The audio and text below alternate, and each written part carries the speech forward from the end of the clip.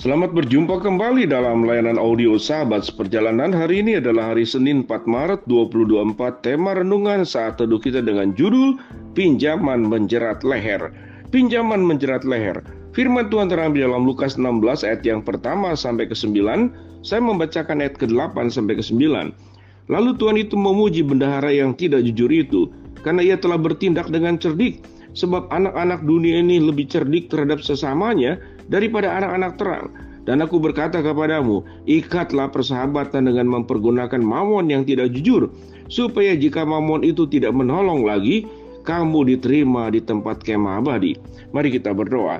Bapa yang di dalam surga, kami ingin belajar bahwa kecerdasan dan hikmat bijaksana yang diberikan oleh Allah, tatkala kami mempergunakannya dengan buruk, maka menjadi sebuah keburukan. Dalam nama Tuhan Yesus kami berdoa, amin. Shalom sahabat sejalanannya, kasih Tuhan berbicara tentang uang, berbicara tentang pinjam meminjam yang terjadi saat sekarang, dan begitu banyak menjerat orang-orang yang membutuhkannya, termasuk adalah pinjaman-pinjaman online yang tersebar di sana sini. Ada pinjaman yang bersifat itu adalah resmi, ada juga yang tidak resmi. Sahabat seperjalanan, kita bertemu dengan sebuah proses pinjam meminjam yang dilakukan oleh seorang bendahara dari orang kaya yang diminta pertanggungjawaban oleh orang kaya tersebut. Apa yang firman Tuhan katakan? Dan Yesus berkata kepada murid-muridnya, ada seorang kaya yang mempunyai seorang bendahara. Kepadanya disampaikan tuduhan bahwa ia menghamburkan miliknya. Lalu ia memanggil bendahara itu dan berkata kepadanya, apakah yang kudengar tentang engkau? Berilah pertanggungjawaban untuk urusanmu, sebab engkau tidak boleh lagi bekerja sebagai bendahara. Kata bendahara itu di dalam hatinya, apakah yang harus kulakukan dan kuperbuat? Tuanku memecat aku dari jabatanku sebagai bendahara. Mencangkul aku tidak dapat, mengemis aku malu. Aku tahu apa yang akan aku perbuat, supaya apabila aku dipecat dari jabatanku sebagai bendahara, ada orang yang akan menampung aku di rumah mereka. Lalu ia memanggil seorang demi seorang yang berhutang kepada tuannya. Katanya kepada yang pertama, berapakah hutangmu kepada tuanku? Jawab orang itu, 100 tempayan minyak. Lalu katanya kepada orang itu, inilah surat hutangmu, duduklah dan buat surat hutang lain sekarang juga, 50 tempayan. Kemudian ia berkata juga kepada yang kedua, dan berapakah hutangmu? Jawab orang itu, 100 pikul gandum.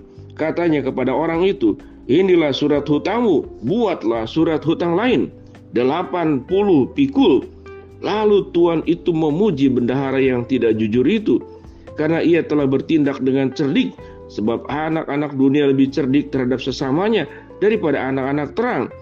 Dan ayat 9 dikatakan, dan aku berkata kepadamu, ikatlah persahabatan dengan mempergunakan mamon yang tidak jujur, supaya jika mamon itu tidak dapat menolong lagi, kamu diterima dalam kemah abadi. Sahabat seperjalanan, Lukas 16 ayat pertama sampai dengan ke-9, kalau kita baca berulang-ulang, ini menjadi sesuatu yang aneh. Bendahara yang tidak jujur pertama, tidak jujur dalam hal apa? Tetapi kemudian orang kaya itu memuji bendahara yang tidak jujur itu. Jadi kenapa harusnya bendahara ini dipecat?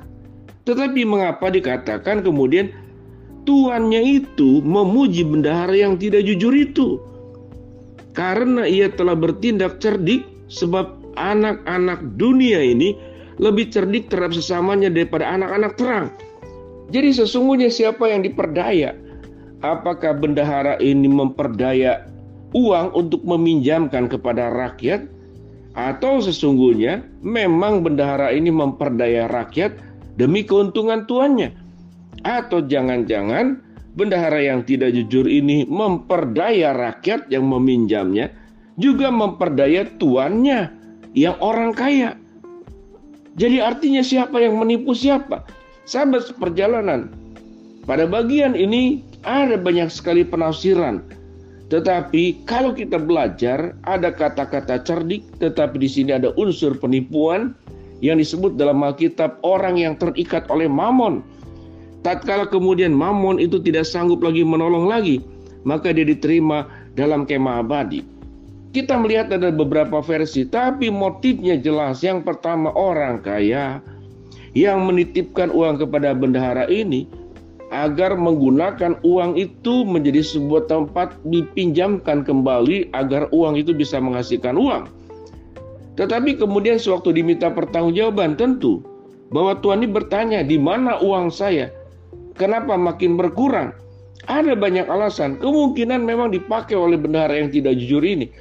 Tapi bendahara yang tidak jujur ini mengatakan bahwa uangnya itu bukan dipakai oleh dia, tapi diberikan pinjaman kembali. Jadi, rakyat yang sudah meminjam uang tidak sanggup membayar, dibuat kembali surat hutang yang baru. Yang dikatakan, yang tadinya punya hutang adalah 100 tempayan minyak, dibuat sebuah hutang baru, 50 tempayan minyak. Yang tadinya punya hutang 100 pikul gandum, dibuat kembali sebuah surat hutang baru yang namanya 80 pikul. Dan seterusnya. Sahabat seperjalanan, pada titik ini kita bertemu dengan bagaimana manusia menipu manusia, bagaimana manusia menekan manusia, bagaimana kemudian yang namanya hati menolong justru menjadi hati untuk memeras, tetapi dengan mengatasnamakan menolong. Bukankah itu yang terjadi dalam pinjaman-pinjaman? Seakan-akan menolong tapi sesungguhnya menjerat. Dan tema kita berbicara tentang pinjaman yang menjerat leher. Bukan pinjaman yang menolong orang, bukan pinjaman yang kemudian membuat nafas itu menjadi lega, tetapi pinjaman yang membuat sesak nafas, menjerat leher, dan juga pada akhirnya itu mematikan. Sahabat seperjalanan, kita mengambil kesimpulan pada ayat yang ke-9. Dan aku berkata kepadamu, ikatlah persahabatan dengan mempergunakan mamon yang tidak jujur, supaya jika mamon itu tidak dapat menolong lagi, maka kamu diterima dalam kemah abadi. Di sini berbicara tentang kebergantungan kepada mamon. Kita membutuhkan uang, kita membutuhkan berbagai macam berkat. Tetapi sewaktu itu menjadi keterikatan, baik mereka yang kaya terikat kepada mamon, bagaimana semakin memperkaya. Demikian juga yang meminjam, ada banyak faktor meminjam. Tidak ada penjelasan apapun di sini. Tetapi ada yang meminjam memang karena keterdesakan, tapi juga ada yang meminjam karena kemalasan. Bahkan ada yang meminjam uang dalam rangka untuk berjudi. Ada banyak motif.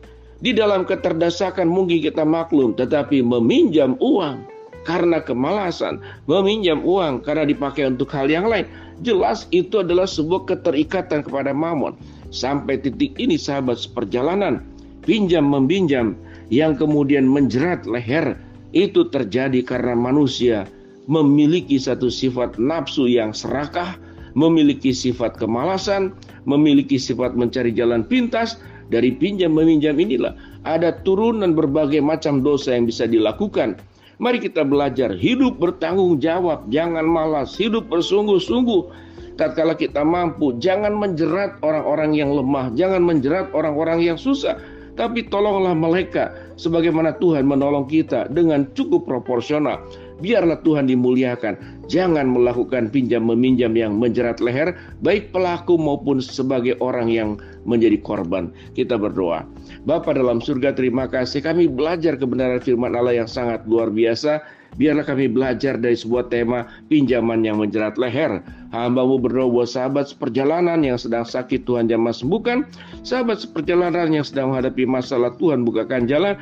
Sahabat seperjalanan yang sedang berdoa mengharapkan sesuatu, Tuhan kabulkan dengan cara dan waktunya Tuhan. Di dalam nama Tuhan Yesus kami berdoa. Amin. Shalom. Tuhan memberkati kita semua.